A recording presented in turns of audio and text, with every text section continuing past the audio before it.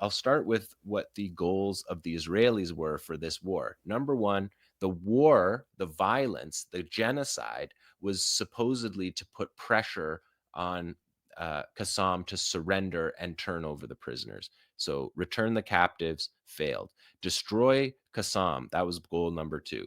Clearly failed, spectacularly failed. Even Blinken said the other day, speaking before the Atlantic Council, that American intelligence says that Qassam is bigger today than they were before the war. And I think that that's an obvious statement when you kill um, people's families in the way that that they've done, and people have watched and want to be a part of resistance. They want to be a part of the liberation. I have no doubt that they're larger than they, even by the inflated numbers that the Israelis give, they're larger. So number two was to destroy Qassam. Number three was to destroy the Hamas government. That failed as well. There's still administration in the Gaza Strip. The government of Hamas is able to negotiate for a prisoner exchange. They're able to manage the environment in Gaza. The healthcare system has been reestablished. The education system is resisting. The civil defense operated throughout the war, so failure on that. And number four, that Gaza is no longer a threat to Israel. Gaza now has 70,000 tons of explosives dropped on them with a 5% dud rate. They have explosive munitions for 2 generations of war against the Israelis, and they have a population that is enraged and believes that they can win wars. They believe they can blow through the border, attack Israeli military bases, withstand the genocide that the rich Western world backed against their tiny enclave, and they came out the other side. So, failure on all the Israeli goals of the war. The conditions of the ceasefire that Yahya Sinwar set at the beginning, the conditions never changed. Number one, end of the aggression. Not phases where the war goes and you get prisoners back and then you go back to war. No, an end to the aggression. That was the deal. Had to include end of the aggression, withdraw from the corridors, Philadelphia corridor, Netzarim corridor. That's number two. That must happen. Number three, a return of all Palestinians to the north. The Palestinians must be returned to the north. They're not being trapped in camps in the south, even though that's the primary goal of Israel. Qassam, Hamas refused that. People will be allowed to return to the north, that there would be a prisoner exchange, and number five, reconstruction and an end to the siege. Because the end of the siege is part of the ceasefire. As Yahya Sinwar said, the siege is warfare. You don't continue. The ceasefire agreement has to lift the siege because the siege is war. So there's no ceasefire with a siege. And that is Sinwar's principles. And those are the principles that were agreed to. As Maureen accurately reported at the Electronic Intifada in her article, we haven't seen the final printed deal. It's still being, it hasn't been finalized. They're still talking over points. But we know, and even Biden said yesterday, that it's word for word the same as the May 27th agreement. And we know a lot from that agreement. It is that all four of Kassam's principles, all four of Yahya Sinwar's principles are true. End of the aggression.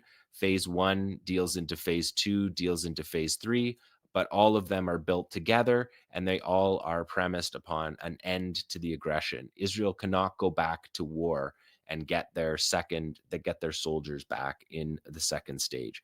So stage one of the deal is essentially the humanitarian aspect of the November 2023 exchange, that Israel didn't give Qassam time to find the other prisoners. So these are the 33 prisoners that are in the humanitarian exchange. At the time, Qassam was giving them for 3 to 1, three Palestinian prisoners for one Israeli prisoner. Now, because Abu Ubaidah said right from the start that if you go back to war, the price for these prisoners will never go down. It will only go up, and it did. So in the first stage of the deal, these will happen out over each individual release, one per day. And on the Israeli side, there's 33 Israeli captives that will be released. And on the Palestinian side, 2,000 prisoners. That includes the bulk. The bulk of that 2,000 is the um, people captured in Gaza, who were never charged, didn't have anything to do with anything. They were marched in their underwear out of shelters where they were with their families. They didn't have anything to do with anything. And Israel took them and took them to brutal torture camps. Those people will be released. They were used as bargaining chips. Um, Withdraw from the Philadelphia corridor in phases, withdraw from the Netzarim corridor in phases. The first phase in the first week is to move off the coastal road, Al Rashid, the coastal highway. That will allow Palestinians to move north on foot. So that is a key part of this deal. The other part of the deal is 10 hours of no overflight of Israeli drones, and no overflight for 12 hours a day during the exchange. That's critical so that Qassam can find the prisoners without giving up their positions and have Israel renege on the ceasefire and massacre them. So that's necessary to get Israelis out. Um, and then, of course, as Nora reported, the surge of humanitarian aid is supposed to be 600 trucks a day, 50 fuel trucks, half of them to northern Gaza every single day, and that's surge. And then there's some small details like 200,000 tents. That's because this deal was done in April and March and finalized in May. So 200,000 tents were necessary at that time. But 9 months of genocide, that number is going to need to go up considerably. It's 60,000 mobile homes, and the immediate rehabilitation of electricity, health clinics, hospitals, and bakeries. So that's all going to happen immediately in stage one. Stage one is 42 days, but it can be extended because at the end of stage one is the negotiation for stage two. Stage two is when the soldiers are released. And that is where there is still back and forth about the names of people to be released. So the stage one of the deal is 33 Israeli captives for 2,000 Palestinian prisoners, 250 of them with life sentences. And just to note, Sinwar said that these people could go back on October 8th. If Israel wanted, they could have taken all of these humanitarian people in the humanitarian release. They could have taken them all back on October 8th. They could have done that, and they didn't. They could have taken them all in November if they had have extended the November pause for a week and allowed Qassam to find those people. They didn't do that. And as a result, many died. Many were killed by the Israelis. But now the exchange, instead of 3 for 1, it's thousands, and it's 250 prisoners with life sentences. So core cadre of the resistance who have been in prison, and Israel expected prison to be their grave, like Yahya Sinwar, who was released in the Shalit deal, are going to come back to Gaza. And that's a significant accomplishment of the resistance as well. So those are the main deal as far as we know it. There's a Hebrew version, Arabic version, and an English version that all match on the May 27th agreement, and it's the basis of the agreement that went to the UN. Was it the Security Council? I think it might have been the Security Council. The In one any that case, the US kept vetoing. Linda yeah, until Thomas they got it. Greenfield, yeah, Yeah. her But then legacy. ultimately there was one that Biden accepted, and that's the one where he had the ice cream cone and Right. microphone, and he thought there was going to be a deal. So this is just really, it's grotesque that this deal was done last year and that Israelis carried on with 9 more months of genocide. And in the end, they have less of their people to bring home. Um, so it's Yeah. clear that the goal was genocide, not bringing their Mm. people home. Yeah. Of course, as it's always been. And uh, a big aspect of this is, and I'm going to talk more about Donald Trump's involvement. But this is confusing a lot of people, and they're saying, well, we can't trust this. It's a ruse. Why would Donald Trump uh, insist on this? Um, and I get why people say that, but you have to always look at fundamentals, which is Israel threw everything it had at Gaza, not just everything. Israel had everything the United States had, and they failed to break the resistance. And not only did they fail to break the resistance, but look at the Israeli press today talking about, how the army is broken. There's a big story in Haaretz today by Dalia Scheindlin about how the levels of mental uh, trauma, absenteeism, family breakdown among the reservists. People just don't want to come back. The army is broken. And Abu Ubaidah told them this would happen right at the beginning. He told them this is what's going to happen to you. You're either going to be killed or you're going to go back with lifelong physical disabilities or mental disabilities. And it all played out like Abu Ubaidah said. So they couldn't keep going. And then you take all the economic and social aspects that we touched on in our discussion with Shir Hever earlier on, um, and I've heard in the past few days people giving me all these, oh, it's a ruse, and they're going to go back to the war after phase one, and it's all a stitch up between Donald Trump and Netanyahu, and this sort of talk frustrates me, I have to say, because we are robbing the resistance and the people of Gaza of their achievement. And they did come through this, and they came through this at a very high price. And the particularly the children, who are going to need a great deal of care, of psychosocial support. They're going to have tremendous trauma, but the Palestinian society in Gaza did and will come through this. But to really get a sense of the scale of Israel's failure, read the Israeli press, because they are saying it. And just one example, and this is not the only one, is this article in Haaretz today, which is headlined "How Trump Scared Netanyahu into Accepting a Ceasefire Deal with Hamas." And this is by Amos Harel, who is, one of their hard-nosed military guys. He's not a leftist. He's not Gideon Levy. And what he says in this article is that after the war, I'm just going to read a few bits. It's a long article. Hamas is in a better position to take control of civilian affairs in Gaza and gradually rebuild its military strength. So there, confirmation from a hard-nosed Israeli military intelligence type correspondent guy that Hamas is not only not destroyed, it's going to recover its strength, and it's still the unchallenged ruler inside Gaza.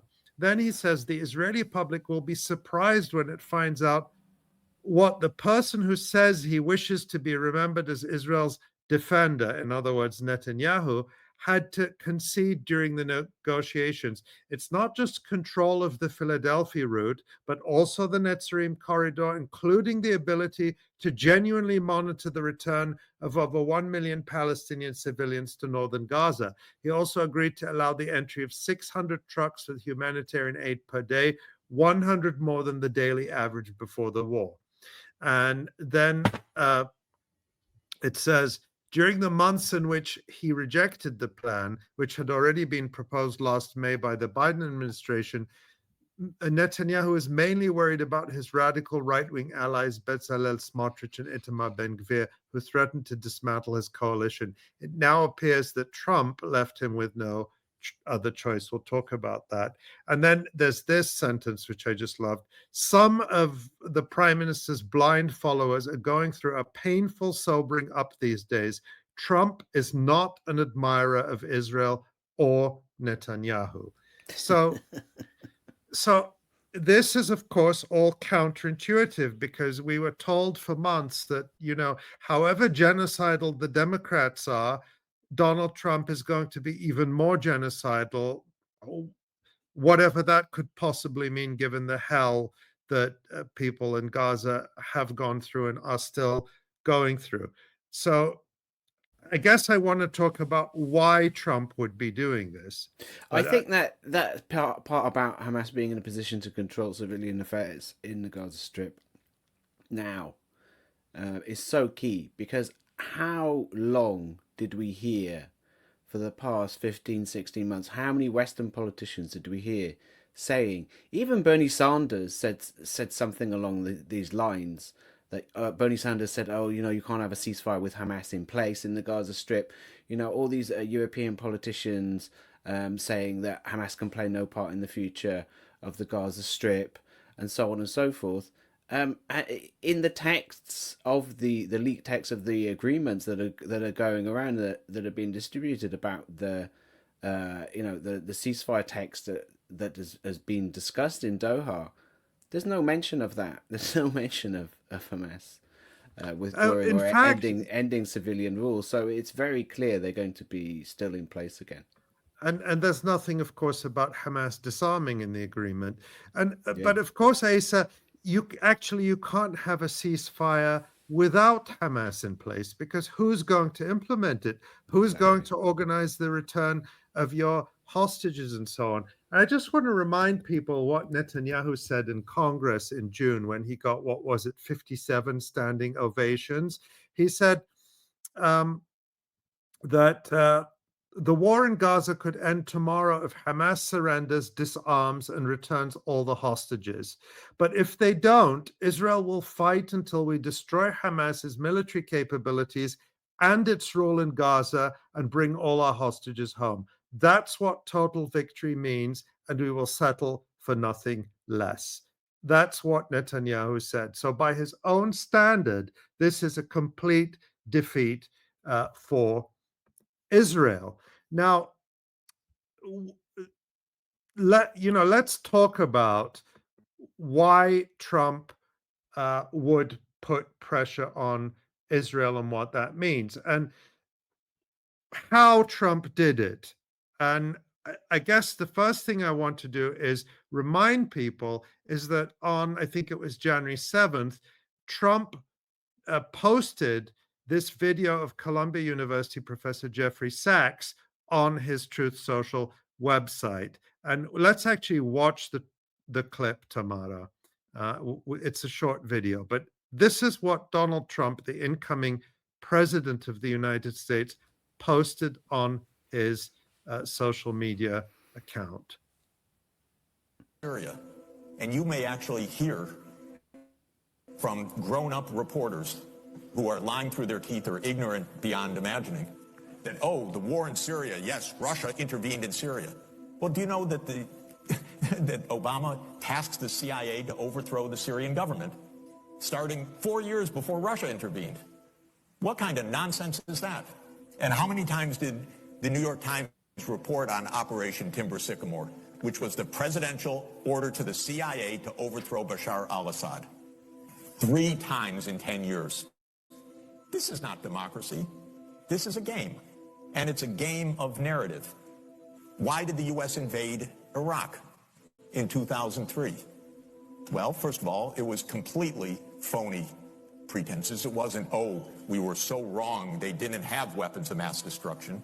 They actually did focus groups in the fall of 2002 to find out what would sell that war to the American people. Abe Schultzky, if you want to know the name of the PR genius. They did focus groups on the war. They wanted the war all the time. They had to figure out how to sell the war to the American people, how to scare the shit out of the American people. It was a phony war. Where did that war come from? You know what? It's quite surprising. That war came from Netanyahu, actually. You know that? It's weird.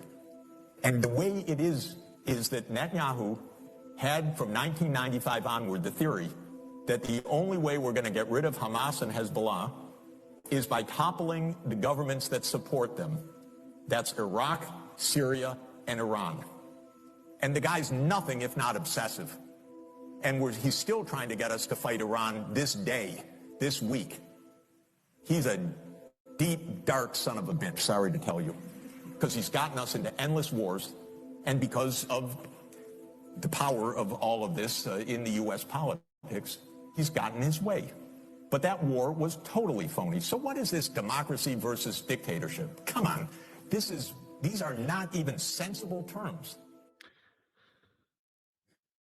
So that was posted by the incoming president of the United States. That's incredible. Incredible if you think about it. And Netanyahu said nothing about it, not positive, not negative.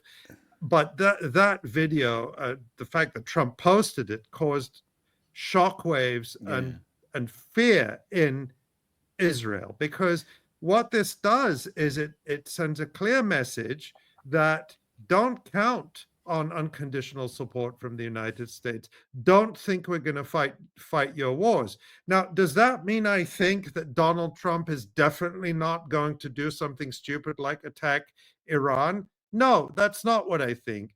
But I think it creates enough uncertainty about his position that if you're Netanyahu, you can't confidently count on Donald Trump to back you up 100%. And in a sense, that's the genius of Donald Trump, is that he leaves us all guessing. We don't know exactly what he's going to do, and therefore there's a lot of power in that. So when he sent his advisor, Steve Witkoff, his envoy, to arm twist Netanyahu and tell him, you're going to do this deal. And some more reporting came out today from Axios that said that Steve Witkoff went over and told Netanyahu, after saying, I don't care about your Shabbat, get over to your office. And Netanyahu, like a good boy, came down to his office on Shabbat, just like he was told to do. But Witkoff apparently told him that Donald Trump is serious about this deal, don't mess it up, which means that Trump and his people know that for the past year, Netanyahu is the one who has been sabotaging these deals. And I want to get into the why I think Trump might be doing this more in a moment, but I think it's very important to say at this point that we said right at the beginning of this genocide that it could be stopped with one phone call from the President of the United States. And this is essentially that one phone call that proves that that was always the case, and that this act that the Democrats put on, that Joe Biden and Kamala Harris and Tony Blinken and Linda Thomas Greenfield and the other blood-soaked war criminals put on, that, oh, we're working tirelessly for a ceasefire, and that we just have to convince the Israelis to come along, was always BS. They could have stopped this. And that Hamas was the one holding up the negotiations over and over and over again. We heard Tony Blinken say, we're waiting, the ball is in Hamas's court. They refuse to come to the negotiations table. It's, or their demands are preposterous and ridiculous. And, but, and as we said at the time during those instances, that this was complete BS, that it was Israel always refusing to do the right thing, that it was Israel and the U.S.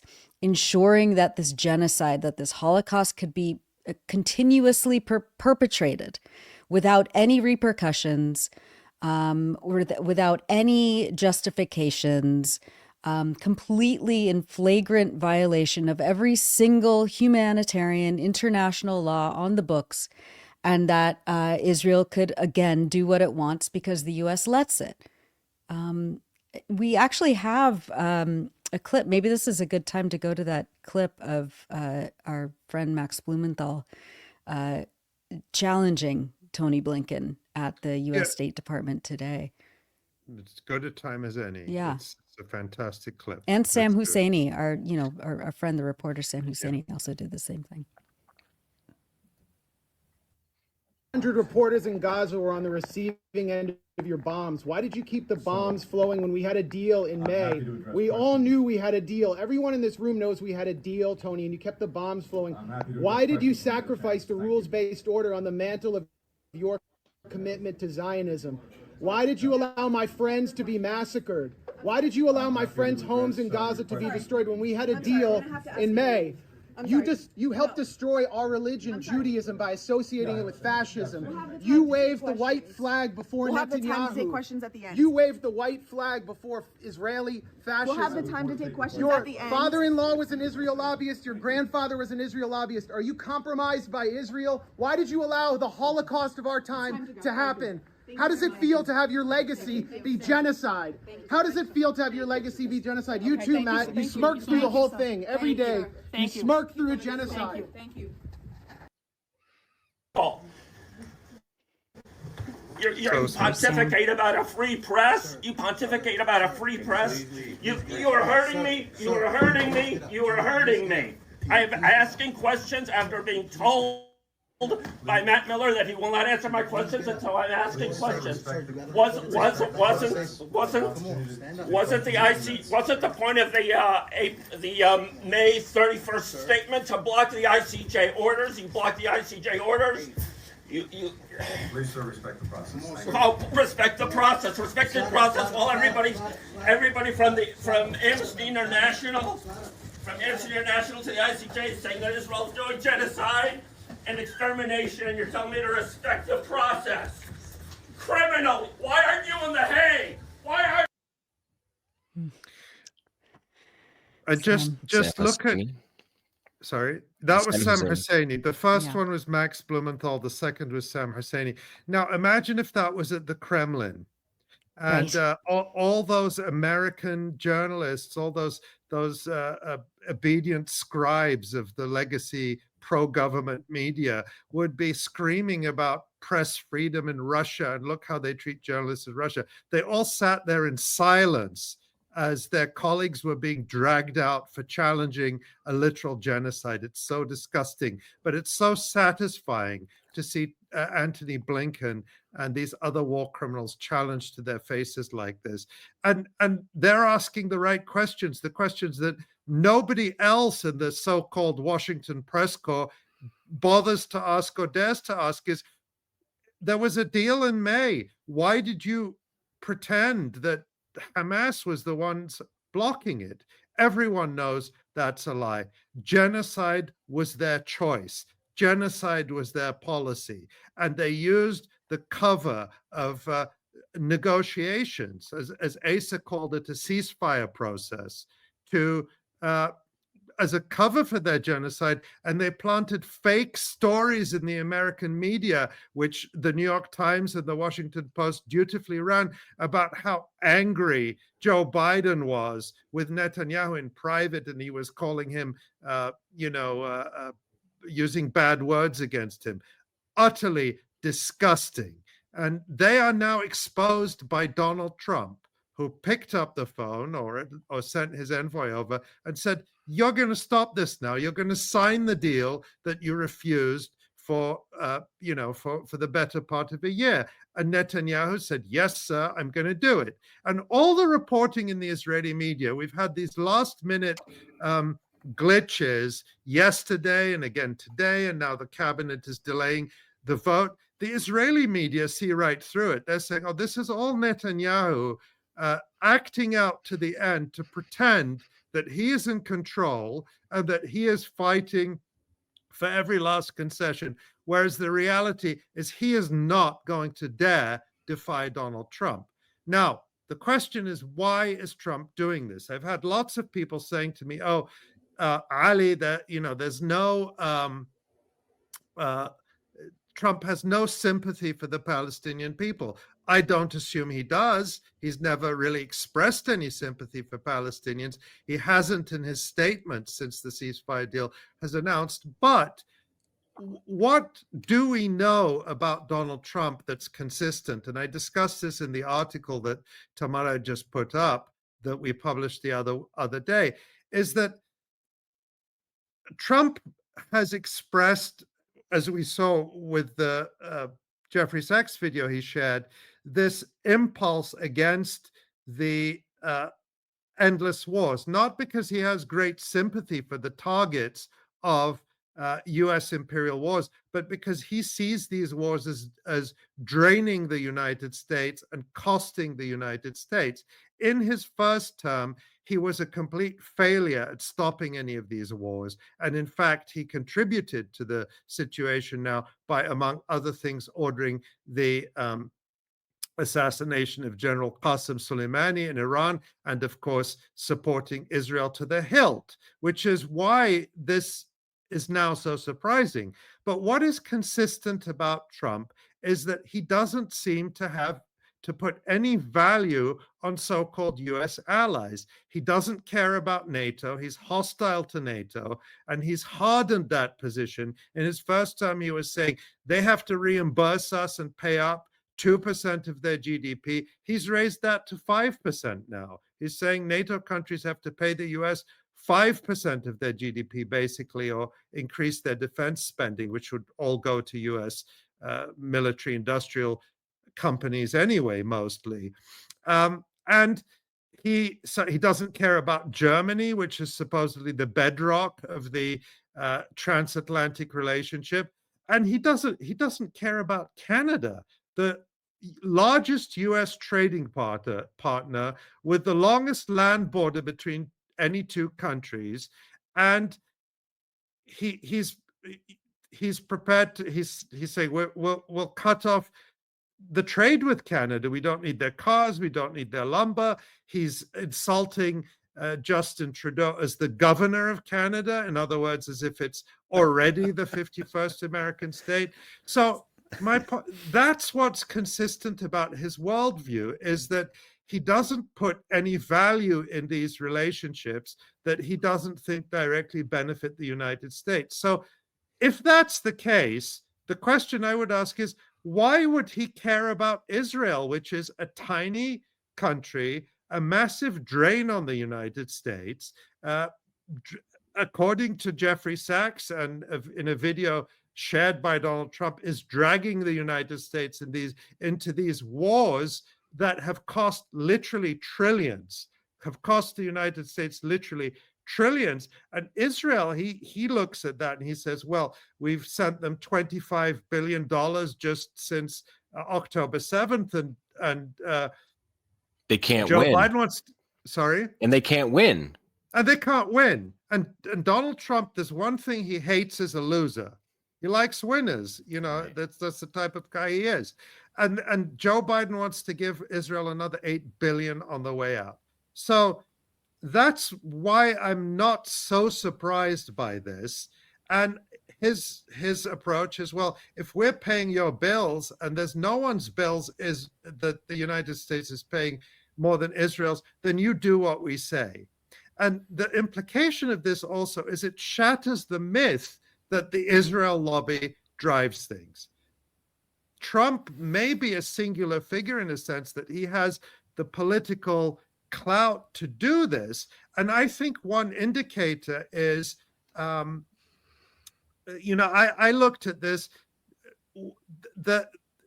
take the most fanatical pro-Israel person you can find in the United States Senate, someone like Lindsey Graham. You can't find anyone more fanatically anti-Palestinian and genocidal than Lindsey Graham. If this deal had been the same deal had been imposed on Israel by Joe Biden back last year, Lindsey Graham would have been screaming bloody murder. He would have been saying, we have forced our ally Israel, who we love more than life itself, to surrender to Hamas, to surrender to terrorists. And it's a disgrace that Joe Biden has done this. Well, guess what? Lindsey Graham loves this deal. And he's only mad that the Democrats are trying to steal credit from Donald Trump for this deal. So to me, that's a significant indicator that the politics around Israel are capable of changing surprisingly quickly.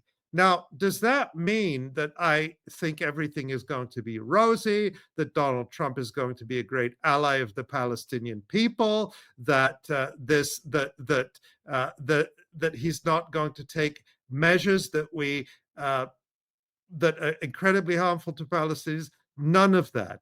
But for the moment, this is where I think things are, and things are contested and contestable. And it is not a given anymore that the United States is just going to be in lockstep with Israel, especially after this catastrophic last 15 months, which, even if you disregard the suffering of the Palestinian people, have done nothing for the United States, nothing for its influence in the world, nothing for its hegemony, nothing for its economy.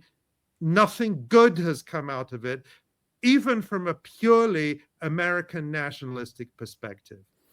I think that's the key point, really, is that this is contestable. And if there's one thing that you can say about Donald Trump, is that he has, I mean, unlike Antony Blinken, who's clearly a fanatical Zionist, and unlike the sort of desiccated husk of whatever's left of Joe Biden's brain, who Donald Trump doesn't have doesn't seem to have an ideological commitment to Zionism. As you were saying, he likes winners, and Israel is increasingly starting to look like a loser, and it's what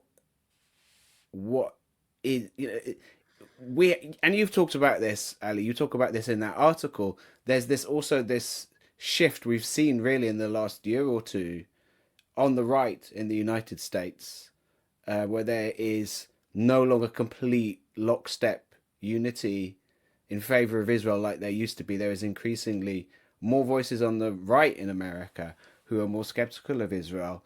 And in a way, I suppose that's kind of similar process to what happened in the US in the Democrats over, a far longer period.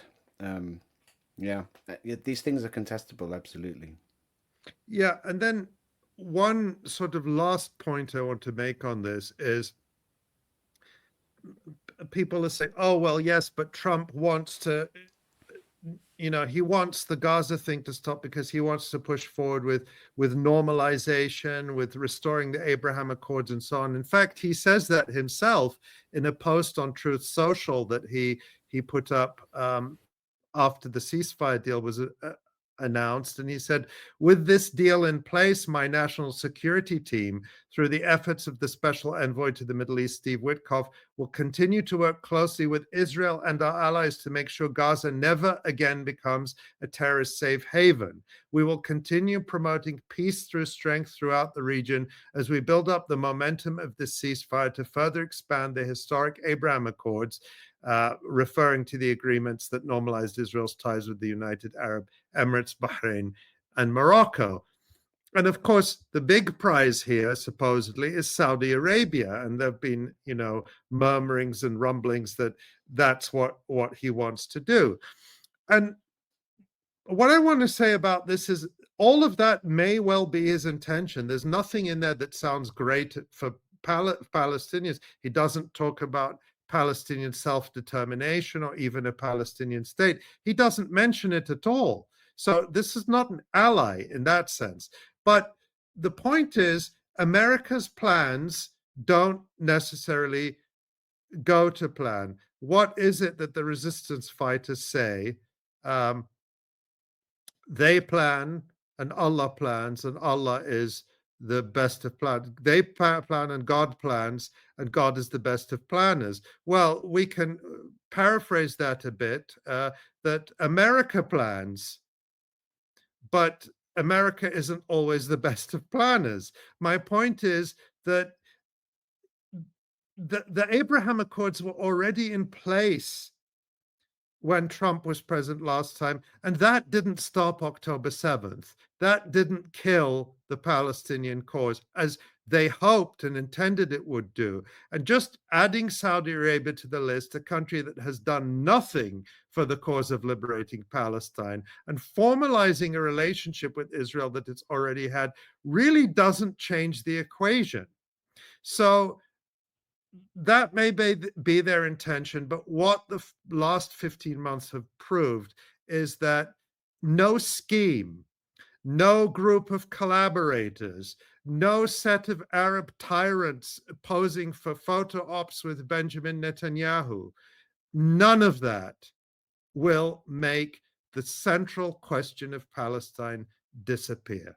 And the option, Israel, this was the thing that hung over everyone, that Israel could go in and just, they believed they could do it. They believed they could go in and destroy Gaza and topple Hamas. And they went in and they certainly committed a genocide, but they didn't topple Hamas. They didn't destroy the resistance.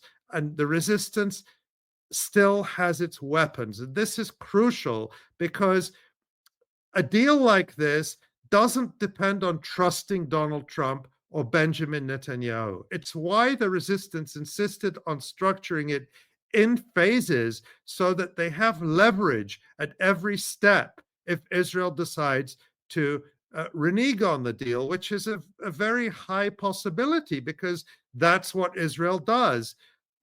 And even if we get through all three phases and then Israel decides to reinvade Gaza or whatever it is, the resistance still have their weapons.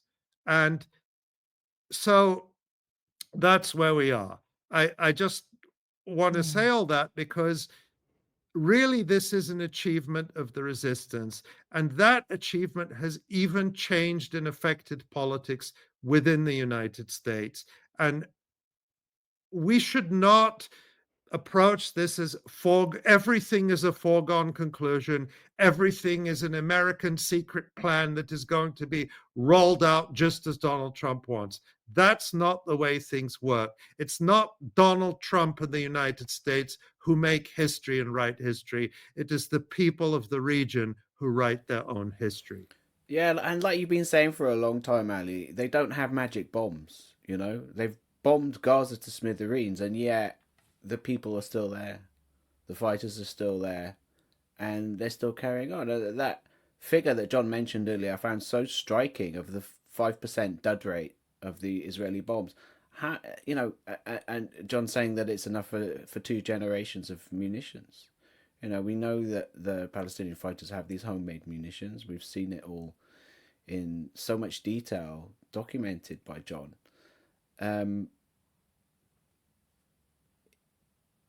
It's not over. To say the least, it's not over. No, and it's clear they're the seeders of their own downfall. That's right. And it's clear that the Palestinian resistance in that tiny little strip of land, what is it, 5 miles by 3 miles at its widest, has completely changed the world.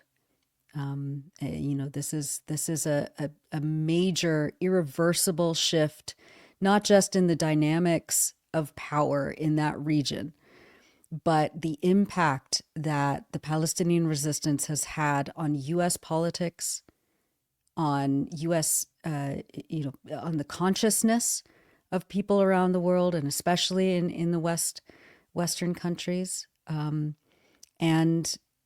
we are remarkably lucky to be able to witness that kind of change. And it has come at an unimaginable, unspeakable cost to the Palestinians. And this is not, the first time, obviously, that Palestinians have endured such terror and slaughter and unmitigated violence by state actors. But it is just an incredible,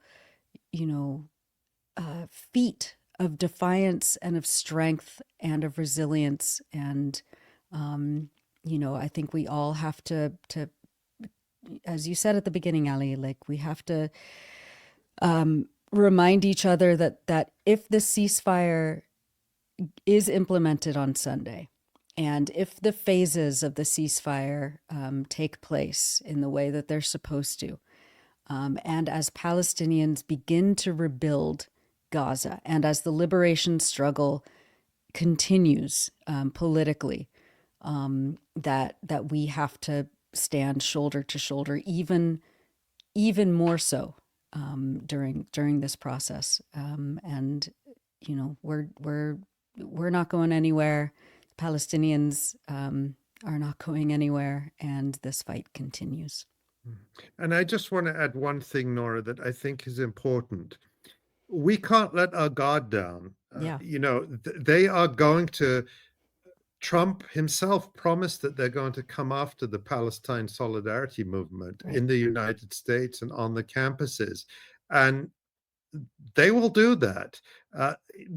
His administration is full of fanatical Zionists who are going to use whatever position they have to advance the agenda for Israel. So, maybe some of the big picture things are not going to be exactly what Israel wants, but they're going to push back everywhere they can. Israel is fighting for its life, and we've seen that it has no red lines. So I don't want people to be complacent. I don't want people to think they're rosy.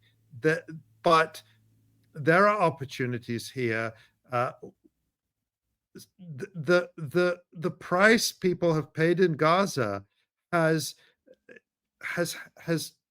affected people all over the world, and opened minds and opened eyes and ears to the reality, and more people are willing to join this struggle. And we have to make sure not to lose that momentum, not to let attention drift away.